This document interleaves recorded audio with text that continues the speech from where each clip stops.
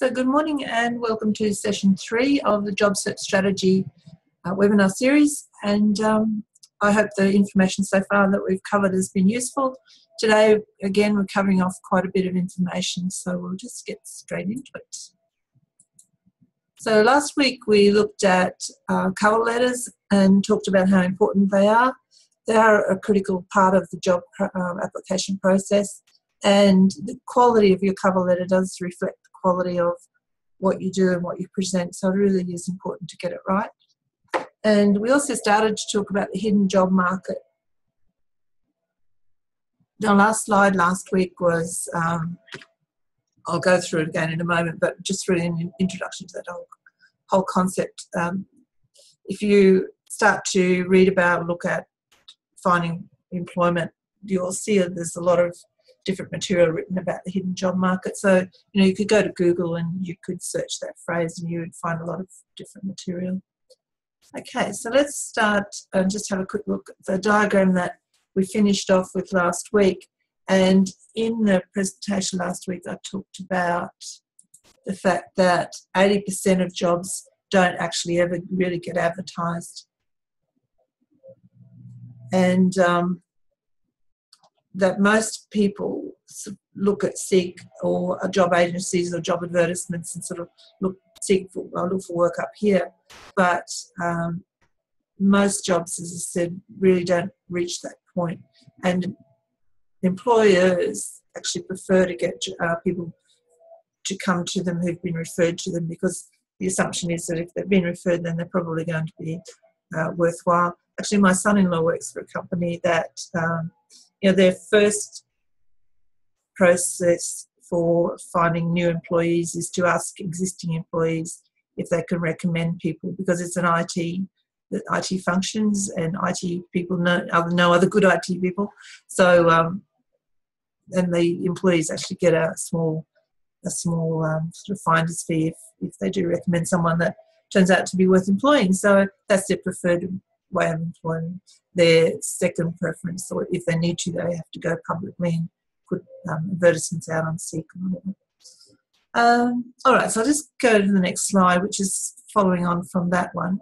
So last week we looked at the two pyramids. So what I've done with this diagram is sort of put an inverted pyramid here in the middle. So just to kind of get some idea of the scale. So most people, like if you look at job seekers, number of job seekers is actually more playing up here in this space. So you've got more people up here looking for jobs through Seek based on their skills and experience. So it's a very crowded marketplace. There's less jobs and more people. So the best way to find a job is to kind of be part of this part of this smaller group of people here in the middle who are actually looking in this larger space, which is your unadvertised roles. And looking for jobs based on what they are actually interested in, what motivates them, what companies they like, the values of the company. They think about what their natural talents are as a job seeker, what's their life purpose. So how can I match what I really care about with the values of a company that's doing good in the world, not just making money. So it's about more than just skills, knowledge and experience. You need to look deeper in yourself and think, well, what's going to really truly make me happy? What's going to excite me about going to work? What natural talents have I got that if I could use them in the workplace, I'd be much happier. And if you want to talk about those things with a job interviewer, you need to understand them yourself, and you need to have the words to explain that sort of thing. And that's what working with a career coach can help with all of those things.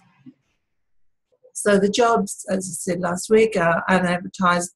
Companies know if they're going to need somebody. They might get told suddenly that somebody's leaving because their mother's become sick in another state and they have to leave. Like, the company might get very short notice that they need a new staff member. But they also know, just in general long-term planning, that if the company's growing at a certain pace, they may need someone in the next month or the next 2 months. So they're the unadvertised roles. The company's aware of that they need people, but they haven't advertised yet. So if you can kind of tap into those roles, you kind of get there first, and that's when it's so important to talk to people you know, anybody you know who's out there in the workplace in some shape or form. You know, they've got knowledge of other jobs within their companies that may be coming up because they know someone's about to leave, whatever. The other thing that you can think about yourself is the future needs of companies that are close by you. You know, you might be reading a local paper and see a story about a local company. Think, oh, okay, so they're growing, so they might need someone like me, and you can go and get in touch with them. Customised role is where you put together a mixture of skills that you might have. So it might be an unusual mixture of skills, and you can go to a company and say, look, I can do administration, and I love to do administration, but I can also do these other things as well, a little bit of marketing or a little bit of this, a little bit of that, or whatever. So that's you customising a role and then going to a prospective employer and saying, well, you know, this is what I could offer. You may not even thought of this, but I've got these skills and they might be useful. Okay, so moving on from there. Well, that's pretty much what I've just covered that in my last conversation, so I'm not keeping up with my own slides. Sorry. I've got a mower across the road and it's annoying me, so hopefully it's not interfering with the sound. So you need to be a job seeker down in this space, and you need to be looking for these unadvertised roles, future needs, customised roles, based on not just your skills, knowledge and experience, but, you know, a bit of a deeper insight into yourself. Okay. So how do you find these hidden job opportunities? So this is just some ideas here. I always suggest people do this straight up if they're looking for work. And it might sound something a bit silly if you've never thought of this before. If you've been in business before, you've had a business card, you know how important a business card is in the business world, because it's a way of giving people a little, you know, your contact information basically on a little piece of paper, so that later on, if they need you, they can find you. And on the card, you would always put what your company does, so you have your name and how you can help someone, basically.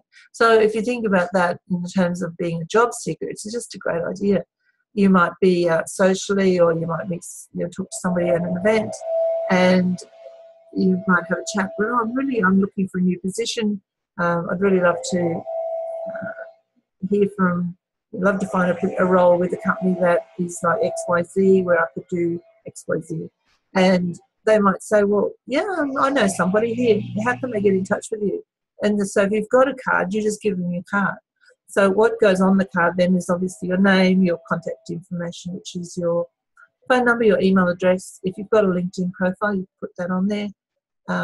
And you put you put your key skills or your key capabilities on the card. So you might put graphic design, administration, IT, help desk, whatever your unusual combination of things might be. So that's really is a starting point for me. Now, not everybody that I suggest that to actually does it. The ones who do it find it really, really useful.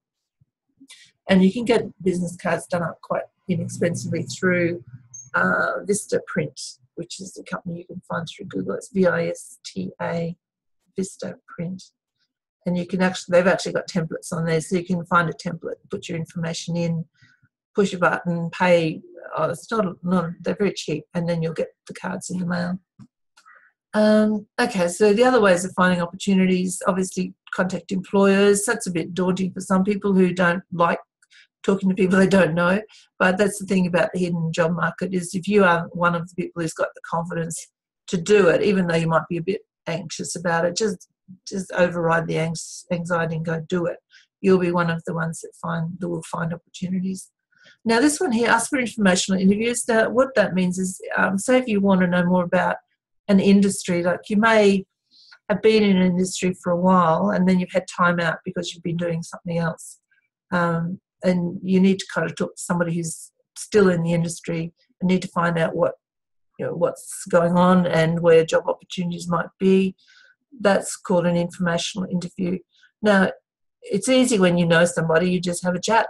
But if you want to talk to somebody who maybe works in, for example, in nursing, because you want to come back to nursing, you want to know just a bit more about what's happening in the nursing world, and somebody says, well, here's somebody to talk to, but you may never have met them, here's a matron at a hospital, you give her a call. What you're asking that person for is a little bit of time to have a conversation about what's happening in the industry. So you can call that an informational interview.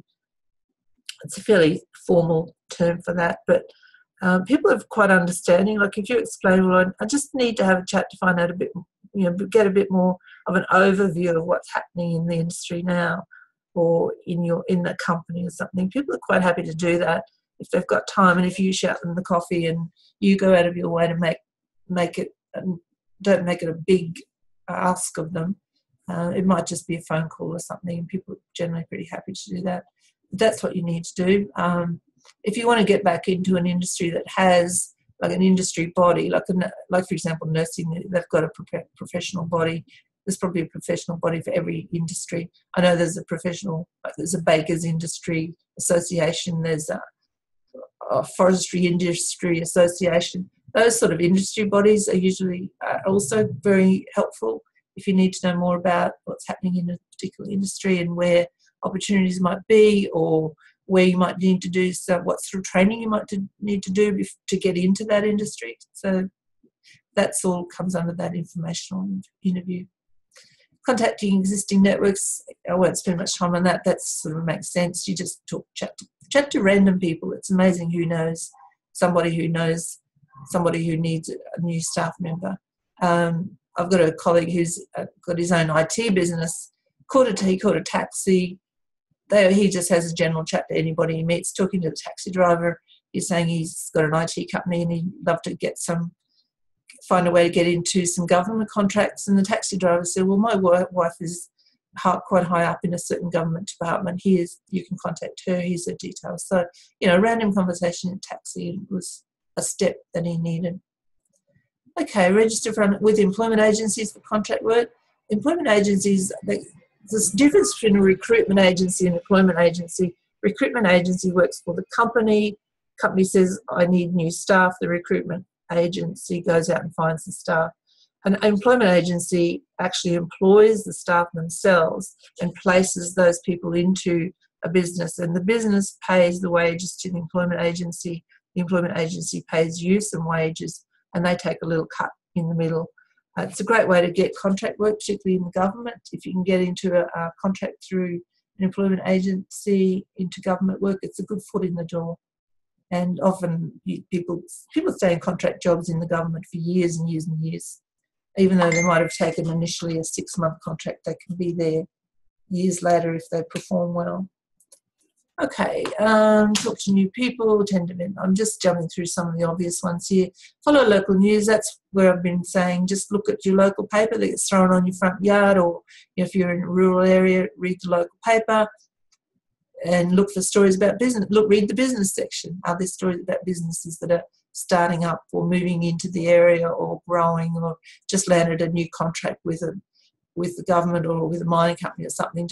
And then think, okay, well, if they're growing, they might need someone, and then you take the initiative and get in touch. Just start taking notice around the local part of your city. There's lots of areas I know in Brisbane that have got got sections like industry developments where you find loads and loads and loads of small businesses. You could literally print out your resume and walk around and talk to people if you had any skills that they were needing. Conferences and industry events, if you want to think about, well, where can I go to find decision makers, they'll be at conferences, particularly specific conferences around, like maybe a graphic design conference or a marketing conference or something. There'll be people there that would be really great to have conversations with. And to me, it's an investment. You might have to invest a couple of $100 to go to an industry event, but it might be the investment that gets you a next role. Social media business groups, you can always look for business groups and have conversations in there. Always add a note that you're looking for something in particular, or a job, or someone you want to talk to. Volunteering, it's a good way to get your foot in the door with with a company or not-for-profit organisations, do some volunteering. It's another good way to get some relevant experience up. So if you wanted to get into marketing, you could do some volunteering with a not-for-profit organisation, help them with some marketing activities or events. Go and help them run events. Training, and another way to find new opportunities is to add some extra skills. Think about not just formal training, not just certificate, diploma, degree level training, but also informal training, so short courses. So there's heaps and heaps of short courses you can do online in lots and lots of different topics. All right, so there's some of the ways you can, or some of the things you can do to help find new positions or help kind of redirect yourself to a new position or whatever. Okay, just moving forward, so I'm trying to cover a fair bit today. Sort of jumping from the hidden job market to LinkedIn. Now, I'm going to cover LinkedIn today. And again, it's just a bit of a basic look. It's LinkedIn is one of those things people are either into it or haven't touched it yet. Well, some people I find in the work I do as a career coach, some people have got a LinkedIn profile because their company has kind of said to them, oh, you need to set yourself up in LinkedIn, but they haven't done much with it, and so it's really pointless having it. So it's not a compulsory thing, but I'm just in the world of in the world of recruitment, LinkedIn is one of the three things that recruiters look for. They look for cover letters, resumes, and LinkedIn profiles. Your LinkedIn profile should not be a replica of your resume. Certainly, there's got to be basic information that's going to overlap because you are you and you've done certain things, so that's going to appear on your resume and on your LinkedIn. But LinkedIn is a bit more informal. I like to think of your resume as a short form summary of you. It's very much got a purpose. The purpose is to match you to a job, give the prospective employer exactly what they want to find out. Whereas LinkedIn is kind of the person behind the resume, so you can be a little bit more relaxed in your LinkedIn profile, still professional, and it's not Facebook. Facebook's social, LinkedIn is professional, but it's kind of a little bit more insight into who you are. So today I just want to go through a few basics of LinkedIn, and we'll have a quick look at a LinkedIn page and talk about a few things. Okay. So these are the essential parts of a good LinkedIn profile, and I will talk about these when I log into LinkedIn shortly. So it's always important to have a professional photo on LinkedIn. You're not just a photo of you at a wedding or with your grandchild or something. It's got to be a headshot, clear headshot. Our phones have all got great cameras on them now, so you might just get someone to use your phone to take a good photo of you, but headshot, or if or crop it back down to a headshot. It's kind of wear what you would wear if you were going to work. So that's kind of an easy rule there. Get some light on your face, put a smile on your face, and that's fine. Now, headline, and we're talking about that shortly when I show you LinkedIn. A headline is the information that sits under your name. So there'll be your photo, your name, and then a headline under that. It's kind of little marketing blurb when you're looking for a job. It's telling the world what you're good at, what your skills are. A summary is a longer section which tells the world more about you. Not a lot of people on LinkedIn have good summaries. So if you do have a good summary on LinkedIn, you are a step ahead of most people.